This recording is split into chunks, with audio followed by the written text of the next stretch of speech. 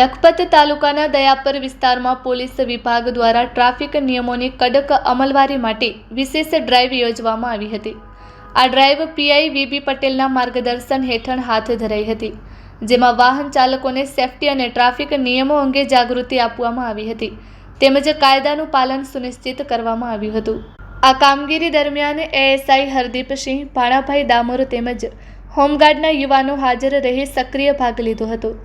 પોલીસે helmet, seat belt અને જરૂરી દસ્તાવેજોની તપાસ સાથે નિયમ ભંગ કરનારાઓ સામે કાર્યવાહી પણ હાથ ધરી હતી।